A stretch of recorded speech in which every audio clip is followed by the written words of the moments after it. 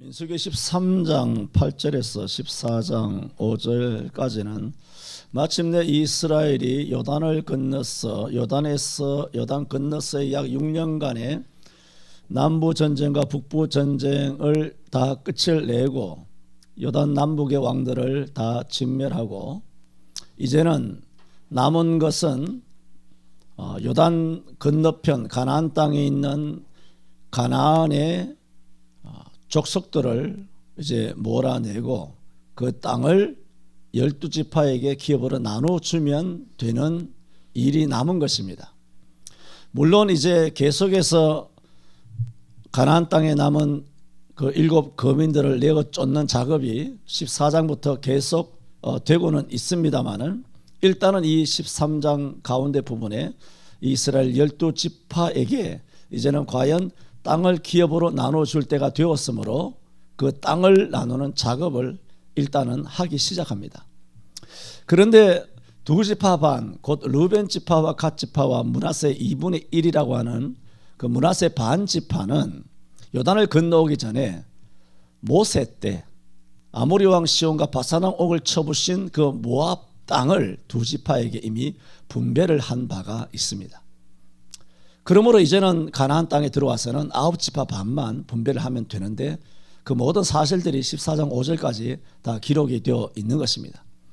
그래서 14장 1절에서 5절까지는 9지파 반 요단 동편에서 분깃을 받지 못하였던 9지파 반에게 분깃을 나눠주는 그런 기록이 되어 있고 그 외에 오늘 본문과 지난 주일부터 르벤 지파가 땅을 받았던 그 사실들과 더불어서 13장에서의 그 기록은 요단 동편에서 두 지파 반이 땅을 기업으로 받았다 하는 기록을 오늘 성경에 기록을 해놓고 있는 것입니다. 그래서 지난 주일에는 두 지파 반 가운데 첫 번째 르벤 지파가 요단 동편에서 모세로부터 땅을 기업으로 받았는데 그 기록된 그 기사의 특징이 있다. 그 특징이 무엇이냐?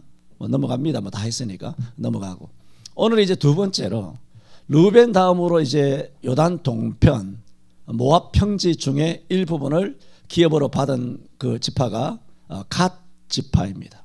갓 지파는 오늘 읽은 24절에서 28절까지입니다. 그래서 1절에 24절에 모세가 갓 지파 곧 갓 자손에게도 그 가족을 따라서 주었다. 또 28절에 이제 쭉 그 지경을 25절부터 설명한 다음 28절에 이는이란 나누어진 그 지경을 통칭해서 이는 갓 자손의 기업으로 그 가족대로 받은 성읍과 촌락이니라 해서 4절에서 8절까지 갓 지파가 땅으로 받은 그 지경들도 언급을 하면서 갓 자손은 이미 요단 동편에서 모세로부터 기업을 받았다 깔끔하게 정리가 된 것입니다. 여기 무슨 특징적인 것이 별로 없어 보이지 않습니까?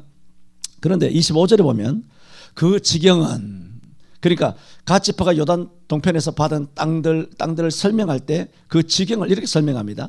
야셀과 길르앗 모든 성읍과 암몬 자손은 뭐라 그럽니까? 암몬 자손의 땅은 길르앗 모든 성읍이라 해놓고 암몬 자손의 땅은 절반만 주는 거예요. 암몬 자손의 땅은 절반, 곧 절반의 어떤 경계를 표시하고 있죠. 리빠 앞에 아로엘까지와 헤스본에서 라마 미스베와 부도님까지와 마나임에서 드빌 지경까지와 골짜기에 있는 뭐 이렇게 쭉 해서 밑에 설명이 되고 있는데 암몬 자손의 땅은 절반만 주었다는 겁니다. 그럼 암몬 자손의 땅을 절반을 갓 지파에게 주었으면 나머지 절반은 뭐 르벤에게 주었던가 아니 므낫세 반 지파에게 주었던가 줬어야 되는 거 아니에요.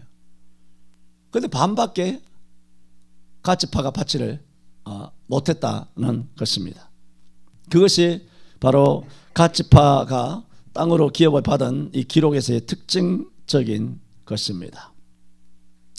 이것은 암몬 자손의 땅은 절반만 갓 자손이 차지하였다라는 것은 갓 자손이 암몬 자손을 다 몰아내지 못했다는 것입니다. 자, 이로부터 약 300년 뒤 사사기에 엄청난 사건이 벌어지게 됩니다. 여러분 사사기는 잘 알지 않습니까? 이스라엘이 왕이 없으므로 자기 소견이 옳은 대로 자기 멋대로 그렇게 신을 섬겼습니다. 특히나가 아니죠. 사사기 시대 전부 다가 그렇습니다만 사사기 10장에 들어가 보면 이스라엘 백성들이 온갖 신을 다 섬겼습니다. 암몬 신을 섬기고 모압 신을 섬기고 또 시돈 신을 섬기고 또 바알과 아스타롯을 섬기고 블레셋 신을 섬기고 이렇게 줄줄이 기록이 되어 있습니다. 자, 한번 찾아볼까요? 사사기 10장을 한번 봅시다. 사사기 10장 6절에 보면은 참 기록을 여러분 성경을 우리가 건성건성 읽으니까 그렇지 제대로 보면 참 가관입니다.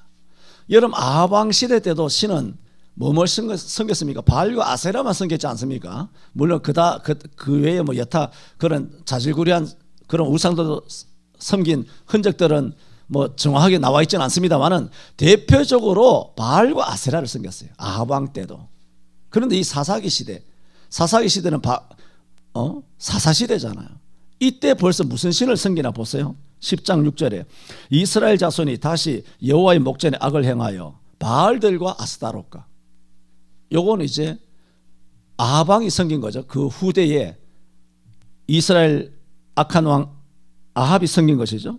그런데 이 당시 사사기 10장에서의 이스라엘은 그것만 아니라 아람의 신들, 시돈의 신들, 모압의 신들, 암몬 자손의 신들, 블레셋 사람의 신들, 말하자면 전 세계의 신을 다 섬긴 겁니다. 다 갖다가 섬긴 것입니다. 기가 막히지 않습니까? 이 사사기가 얼마나 영적으로 타락한 시대였는가를 정말 10장 6절은 극명하게 보여주고 있습니다. 섬기고 뭐라고? 여호와를 버려 그를 섬기지 아니하므로 여호와께서 이스라엘에게 진노하사 블레셋 사람의 손과 누구 손에? 암몬 자손의 손에 파셨다는 것. 자, 그게 왜요? 암몬 자손이 그 땅에 남아 있었다는 겁니다. 이스라엘 땅에 남아 있었기 때문에 말하자면 갓 자손이 암몬 자손을 다 내쫓지 아니하고 반만 쫓아내고 그래서 암몬 자손의 땅 반만 차지할 수밖에 없었기 때문에 언제? 300년 전에 오늘 여호수아 13장에서 300년 전에 여호수아 13장에 그들의 조상이 암몬 자손을 다 내쫓았다면 오늘 사사기 10장에서 여호와께서 암몬 자손을 가시채로 만들어서 이스라엘이 옆구리를 괴롭히면서 우상을 섬긴 죄에 대하여 채찍으로 암몬 자손을 사용하려고 해도 사용할 수가 없죠. 암몬 자손이 없는데 뭐 이 땅에. 그런데 암몬 자손이 자그마치 300년 뒤에 이스라엘을 엄청나게 괴롭히는 하나님의 채찍으로 쓰임을 받고 있다는 겁니다. 그 원인 제공자가 누굽니까? 갓 지파입니다. 그래서 계속 사사기 10장을 보면 그들이 그 해로부터 10장 8절에 이스라엘 자손을 학대하니 18년 동안 학대를 당하였고 암몬 자손이 또 요단을 건너서 그러니까 암몬 자손은 어디입니까? 요단 동편이죠. 모압 땅에 있어요. 그런데 요단을 건너왔어. 말하자면 한강 건너와서 서울, 경기도, 충청도, 전라도까지 다 밟아버렸다는 겁니다. 요단 동편에 있는 겁니다. 암몬은. 그런데 이제는 뭐 길길이 날뛰면서 아주 득이 양양해서 요단을 건너와서 유다와 베냐민은 요단 서편에서 기업으로 받은 지파 아닙니까? 유다와 베냐민과 에브라임 족속을 침으로 이스라엘의 공고가 어떠했다? 심하였더라 그랬어. 이런 죄의 발단, 죄의 시작은 그 땅을 기업으로 받았던 갓이 이 암몬을 깨끗하게 정리를 했었어야 돼요. 정리를 안 했기 때문에 이런 사달이 벌어지게 된 것입니다. 물론 300년 뒤에 이스라엘 이제 후손이지만 그들이 죄를 지었기 때문에 이런 징계를 받는 것이지만 그럼에도 불구하고 갓 자손도 이 책임에 대해서 결코 자유로울 수만은 없는 것입니다.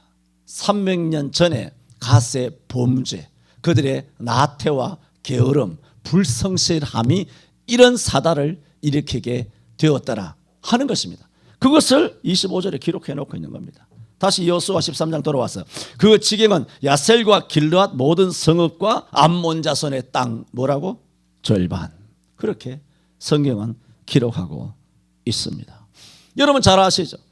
사울 왕과 다윗의 그 차이를 알죠. 순종과 불순종이죠. 아말렉을 하나님께서는 진멸하라 그랬어요.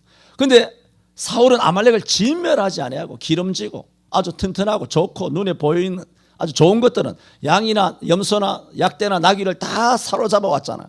아각 왕까지도 죽이지 않고 다 사로잡아 왔어요. 그래서 나중에 사무엘이 내려와서 이것들 어떤 것이냐 하니 당신의 하나님께 뭐 제사를 드리기 위함이다 하며 거짓말을 한 것입니다. 그리고 당신의 백성들이 그렇게 하자 그래서 어쩔 수 없었다고 이런 식으로 온갖 거짓말로 쉴드를 친 것입니다. 그때 사무엘이 이 사울을 향하여 유명한 말을 했지 않습니까? 여호와께서 뭐라 그랬어? 사울을 책망하시기를 하나님의 말씀을 듣는 것보다 번제와 제사를 더 기뻐하시겠느냐? 순종이 제사보다 낫고 듣는 것이 수양의 기름보다 나은즉 왕이 여호와의 말씀을 버렸으므로 여호와도 왕을 버려 왕이 되지 못하게 하셨나이다. 무슨 범죄 때문입니까? 아말렉을 다 죽이라 그러는데 반은 죽이고 좋은 거 반은 또 사로잡아 온 거예요.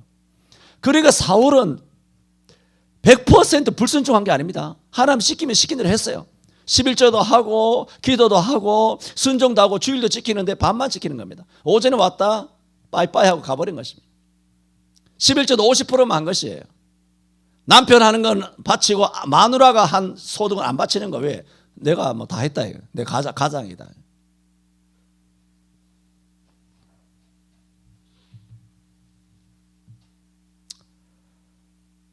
믿지 않는 가정과 결혼하지 마세요. 저는 모 권사님이 당신도 예수님을 믿지 않다가 나중에 시집 가서 예수를 믿어서 지금 잘 되었으니 괜찮겠다 싶었지만 그거는 당신이 한 것이 아니라 하나님의 긍휼이에요.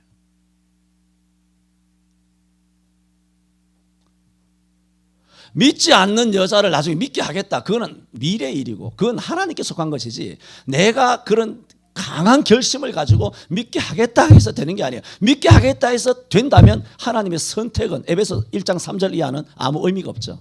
내가 믿게 할 것이다. 난 반드시 마누라를 믿게 할 것이다. 그건 네 생각이고 그게 될 수도 있고 안 될 수도 있어요. 그거는 완전 로또예요. 하나님의 택함을 받았으면 되는 거예요. 하나님의 택함을 받지 않았으면 죽으라고 해도 네 마누라는 지옥 가는 거예요. 100%. 신학적으로 성경적으로 성경 신학적으로 말하면 100% 그거예요. 그 피해가 얼마나 큽니까? 마누라가 예수 믿지 않는 마누라 혹은 마누라가 남편이 예수 믿지 않는 남편과 결혼함으로써 애가 태어난 지 1년이 넘었는데 아직 교회에 발도 못 들여놨어요.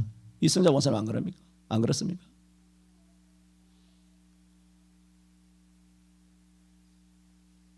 내가 얼마나 더 참아야 됩니까? 이럴 때 강구목 성도님 이럴 때 목사가 허리띠 이렇게 탁 하는 겁니다. 이럴 때 주머니에 손 탁 넣고 그렇게 해서 되겠느냐 뭐 이런 식으로 이럴 때 손을 넣는 겁니다.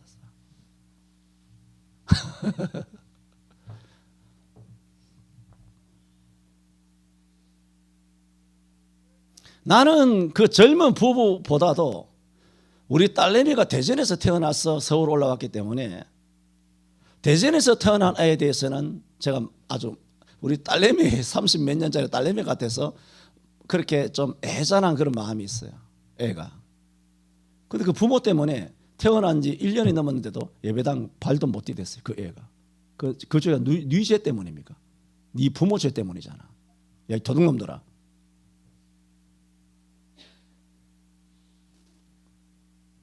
뭐 나중에 예수 믿겠지 뭐. 편한 소리 하고 있다 그래요. 그거랑 같냐? 사무엘을 이야기를 왜 하는데 젖을 뗄 때부터 하나님 앞에 갖다 바쳤는데 태중에서부터 성령으로 역사한 아들인데 물론 나중에는 잘 돼도 다 알아 내가. 그건 모르겠어? 여러분 아는 것을 내가 모르겠어? 하지만 지금은 그리고 지난 1년은 아니라는 거예요. 그 이유는 뭐냐? 안 믿는 것하고 결혼했기 때문이에요. 100%의 거는. 앞으로 믿게 되겠지. 그건 내일 일이고 내일 일은 아무것도 몰라요. 그게 뭐냐? 그게 반만 순종하는 거예요. 반만 내쫓아가는 거예요. 여러분의 아들, 딸, 사위, 며느리 이야기가 아니라 그렇게 하면 안 되는 거예요. 처음부터. 아들, 딸이 뭐라고 하면, 우리 하묵의 권사님은 정말 열연하던 아들이 있었어요. 연애 막 결혼, 어머니만 오케이 하면 2년 전에 벌써 결혼했을 아들이 있어요. 그런데 엄마는 가톨릭 믿기 때문에 절대로 안 된다.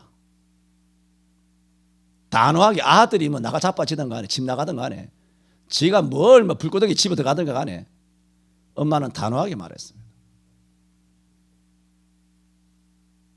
가톨릭 믿는 여자는 안 된다. 나중에 뭐 결혼하면 뭐 나중에 교회 같이 다니기로 했어요. 안 된다. 안 된다. 가톨릭은 더더욱 안 되죠. 더더욱 안 되죠. 불신자보다 더더욱 안 되죠. 그래서 완전히 쫑을 냈습니다. 그 아들의 나이가 벌써 38이 됐어요. 엄마 때문에. 아들 나이가 38이 됐다니까. 장가도 못 가고 칼로 막 다 잘라버린 거예요. 한 교회에 있어도 이런 권사님이 있고 저런 권사님이 있어요. 아들, 딸 이야기라면 쪽도 못 쓰는 게 있고, 마태복음 10장 37 외웠잖아요. 아비나 어미를 나보다 더 사랑하는 자는 내게 합당치 아니하고 그랬어요. 아들이나 딸을 나보다 더 사랑하는 자도 내게 합당치 아니하고 그랬어요. 여러분이 다른 것은 합당한 게 많잖아요. 알죠, 내가. 어마어마하게 합당한 것이 많지만 그 부분은 합당하지 않다고 예수님이 하신 말씀이니까 날 탓하지 마시오. 예수한테 가서 탓하시오. 난 모른 게.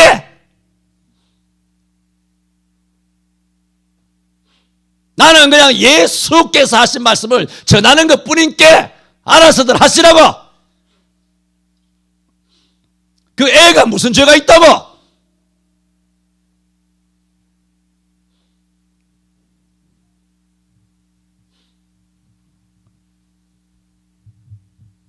그게 반만 순종하는 거야. 여러분의 신앙은 더 말할 나위가 없죠. 그러나 결정식의 순간 결정할 때마다 결혼도 예배예요. 예배. 생쇼하지 말고 결혼식이 예배라고. 그걸 여러분 1도 번 배웠어. 근데 안 하는 거야. 결정적인 순간 예배를 안 하는 거야.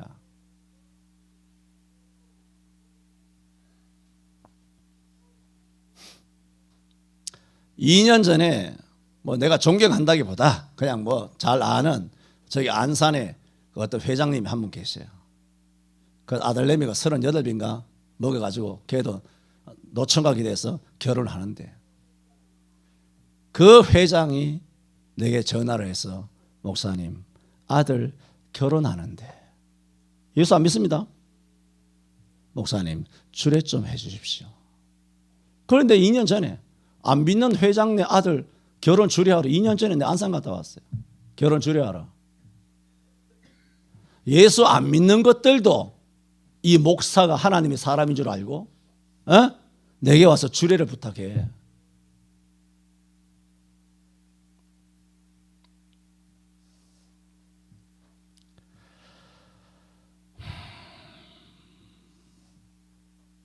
저는 여러분이 결정적인 순간에 아들, 딸 의견, 아들, 딸이 상처받을까 뭐 어떻고 저떻고 그런 생쇼 하지 말고 결정적인 순간에 하나님 앞에 순종하는 자녀들, 하나님 앞에 순종하는 자녀들로 키웠으면 좋겠어요. 평상시에 한만 입에 혀가지고 잘하면 뭐하냐. 결정적인 순간에 등에 칼을 꼽는다면 그 도대체 어디다 쓸모가 있겠습니까? 가시 얼마나 잘했습니까? 40년 광야길을 순종하며 모세를 모시면서 40년 동안 모세 광야의 지사 충성해서 여러분은 몇 년 했습니까? 근데 마지막에 와서 순종하지 아니하고 반만 내쫓고 불성실한 거야. 사단이 벌어진 것입니다. 몇 년 뒤에? 300년 뒤에. 우리는 사울 왕처럼 혹은 여기 갓처럼 반만 순종하는 자가 되는 것이 아니라 정말 저도 부족하고 다 부족하지만 말씀이니까 하는 얘기예요. 뭐 제게도 뭐 그런 거 많고 뭐 없는 사람 없죠. 다 반만 순종하는 각자의 아킬레스건이 있을 거예요. 다 어떤 부분에서는 영적인 단점, 영적인 결점들이 다 있어요. 요는 누구든지 간에 우리가 결정적인 순간 반만 순종하는 자가 되지 말아야 되겠다. 그런 생각을 합니다. 갓에 대하여 말씀을 드렸습니다. 이제 마지막으로 요단 동편에서 받은 기업 르우벤 갓 다음에 므낫세 지파죠. 므낫세 지파 중에는 2분의 1만 요단 동편에서 땅을 기업으로 받았습니다. 그 29절에서 33절까지인데 29절에서 33절까지 29절에서 31절이죠. 31절까지 보면 므낫세 반 지파가 받은 그 기업의 그 기사 내용을 보면 무슨 특별한 하자가 있는가 별로 찾아보기가 어렵습니다. 그러나 13절 앞에 있는 본문을 우리는 참고를 해야 됩니다. 13절에 보면 8절을 보세요. 8절에서 14절까지는 요단 동편을 분배했다. 8절에 14절이죠. 분배했다 하고 그 뒤에 르우벤, 갓, 므낫세 반지파를 설명하고 있잖아요. 그러니까 8절에서 14절 사이는 요단 동편 전체가 어떤 지경이냐 어떤 땅이냐를 쭉 설명하고 있어요. 말하면 전체적인 대의처럼 앞에 먼저 대의를 딱 얹어놨단 말이죠. 거기에 보면 13절에 이런 설명이 있습니다. 그술 사람과 마아갓 사람은 이스라엘 자손이 쫓아내지 아니하였으므로 그렇게 되어 있어요. 그래서 그술과 마아갓이 오늘날까지 이스라엘 자손 가운데 거하더라. 이것은 우리가 갓 지파가 암몬 자손의 땅 절반만 기업으로 받았다. 이거와 해석이 똑같잖아요. 그러면 그술 사람과 마아갓 사람은 요단 동편에 있는 모압 평지에 있는 족속이란 말이에요. 가나안 족속이 아니에요. 그술과 마아갓 사람을 쫓아내야 되는데 이스라엘 자손이 쫓아내지 아니하였으므로 그술과 마아갓이 이스라엘 백성들과 함께 요단 동편에 그들이 살고 있더라는 거예요. 그러면 핵심은 뭐냐면 그술과 마아갓, 그술 사람과 마아갓 사람들이 살고 있었던 그 땅은 요단 동편에서 모세가 누구에게 기업으로 주었느냐 하는 거예요. 므낫세 지파에게 준 거예요. 그 땅을. 그러니까 므낫세 반 지파가 그 땅을 그술과 마아갓 사람이 사는 그 땅을 기업으로 받았다는 거예요. 그런데 이스라엘 자손이 쫓아내지 아니하였다는 것이니까 누가 쫓아내지 않은 겁니까? 므낫세 반 지파가 그 땅을 기업으로 받아놓고 그술과 마아갓을 안 쫓아내고 그냥 불성실하게 있었다는 거예요. 말씀드렸죠. 이들은 지금까지 광야 40년에다가 그 플러스 알파죠. 요단에 건너와서 가나안 전투를 6년간 했어요. 6년간 하고 다 죽였어요. 다 죽이고 이제는 땅만 이렇게 구역 정리해가지고 이제 그 거민을 내쫓기만 하면 돼요. 그럼 이쯤 되면 누구나 이제는 기나긴 광야 생활과 험악한 전쟁을 마치고 누구나쯤 쉬고 싶은 것은 사실입니다. 그렇지 않겠습니까? 우리도 나이 들면 쉬고 싶지 않습니까? 아휴, 오늘 뭐 아무개 성도님이 하늘산 갔다 온 것에 대하여 쭉 말씀하셨겠습니다만은 저도 오랜만에 하늘산 가서 철야한다고 아주 헌찌감이 났습니다. 앞으로 나더러 기도원 가자 그런 얘기를 하죠. 야, 나도 이 몸이 나이가 많이 들었구나.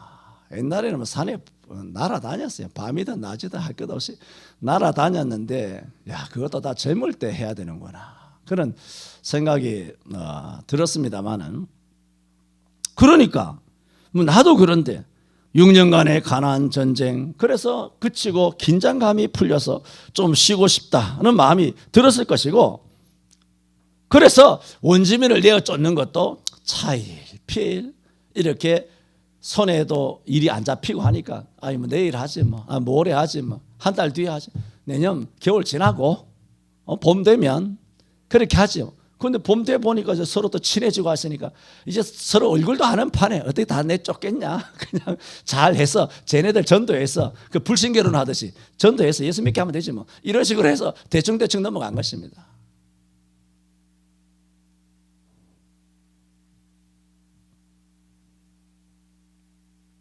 그래서 제가 이 여호수아 13장을 통하여 계속 말씀드리는 것이 있습니다.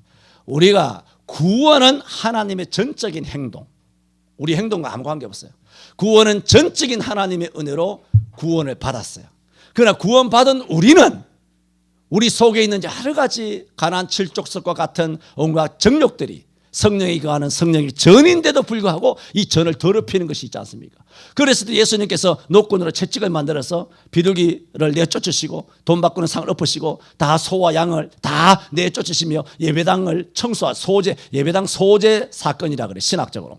그래서 예배당 소재를 2번이나 공생의 초기와 말기에 예배당을 다 청소하셨잖아요. 장사하는 집을 강도의 구례를 다 깨끗하게 청소하셨잖아요.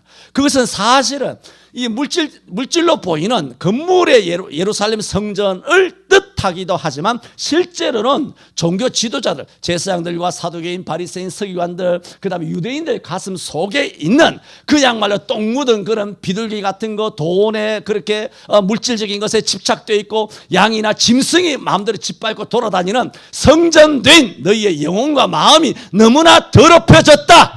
그것을 내가 청소한다. 마치 요한복음 13장 예수님께서 대야에 물을 떠서 발을 씻기는 것은 그들의 발만 씻기는 것이 아니라 죄를 속죄하신다는 의미인 것처럼 예루살렘 성전을 소재하는 것도 그런 영적인 의미가 있어요.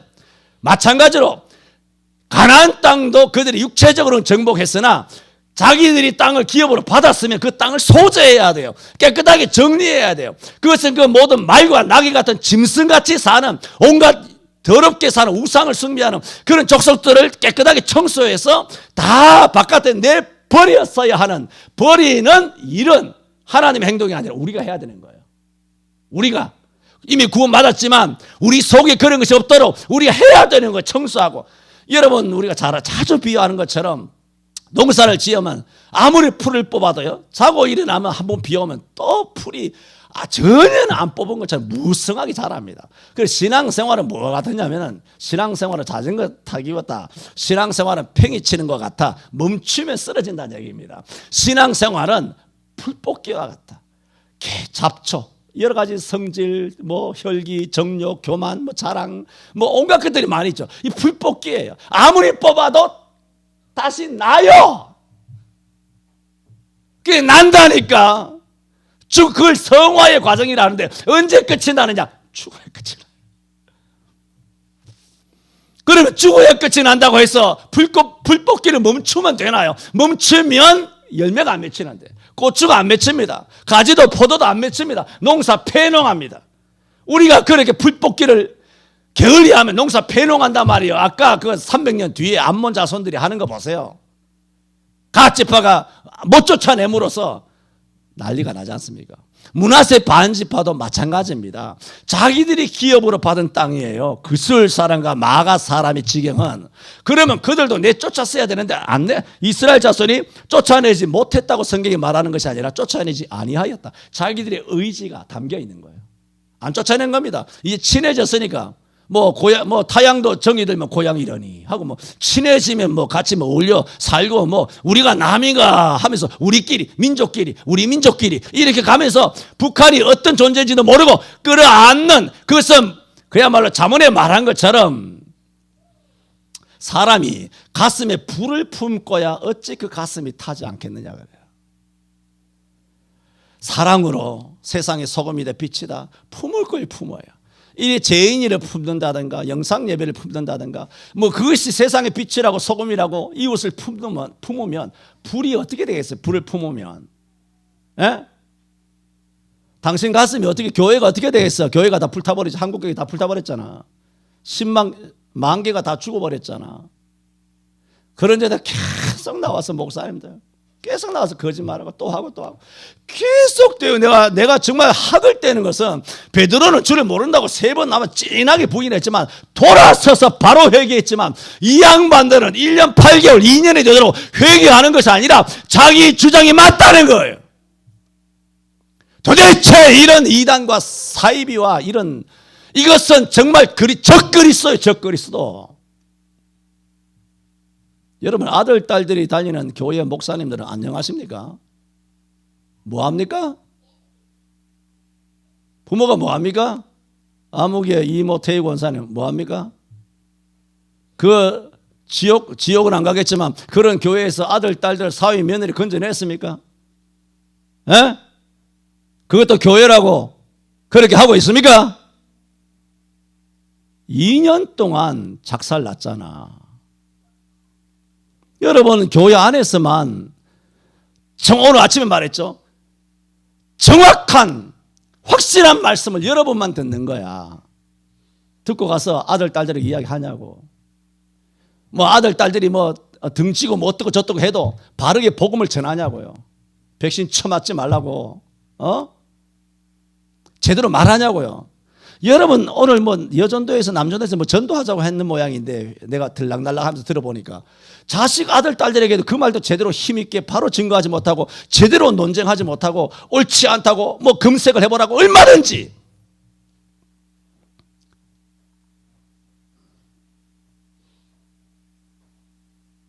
mRNA 혹은 스파이크 단백질, 백신의 부작용 이런 것만 구글에 구글링을 해도 다 나옵니다. 아니면 전주에 전기업 의사 다 소개해줘서 한번 전화해봐라. 야 돌대가리야, 네가 뭐 의학 박사야? 내 아들아, 내 딸아, 사위야, 며느리야, 네가 뭐 의학 전공했어? 돌대가리들이 야 존슨 홉킨스 대학 의학 박사 출신의 전주의 전기업 의사한테 물어봐라 이 도둑놈아. 여러분이 실력이 안 되잖아. 실력 안 믿어주잖아. 실력 없잖아. 그럼 소개해줘요. 여러분만 여러분 내가 말씀드렸잖아. 지난주에라도 확실한 증인 됐어. 그런데 확실한 증인 입 다물고 가만히 있으면 못 자라는 거야. 입 다물고 가만히 있으면 무슨 말도 안 하고 입 다물고 가만히 있는데 그 말이 뭐 힘이 있을 턱도 없고 힘이 없을 턱도 없고 아무것도 안 되는 거예요. 입 다물고 가만히 있으면. 아들, 사위, 며느리 뭔가 이게 뜻이 안 맞을까 봐. 그러니까 가정은 하나님이 왕이 아니고 여러분 손자, 손녀, 아들, 딸들, 사위, 며느리가 왕이요. 아따 정말 좋겠다. 그게 뭔 일이요? 그냥 말씀이 하나님 안에 교회에서만 갇혀있어. 우리 성천교회 안에서만 딱 갇혀있는 거야. 나가면 맥도 못 쳐. 그걸 누가 했다고? 므낫세 반 지파가 거짓을 한 거예요. 못 쫓아낸 것이 아니라 안 쫓아냈다고 성경이 말해. 하나님께서 얼마나 뿔 받았으면 열 받았으면 이렇게 다 쓰라고 하셨을까? 그스을 사람과 마와 사람은 이스라엘 자손이 쫓아내지 아니하였으므로. 안 쫓아냈대. 쫓아내라고 했는데 모세가 쫓아내라. 모세의 명령이 누구 명령이에요? 하나님 명령 아닌가요? 하나님께서 모세를 통해 쫓아내라 그러는데 그냥 한 귀를 듣고 한 귀를 흘려드는 거야. 여러분이 아무리 내가 외쳐도 듣고 가서는 지 멋대로 결정적인 수는 자기 멋대로 결정하는 거야. 모든 것을. 자기 멋대로 가정에서 결정하는 거야.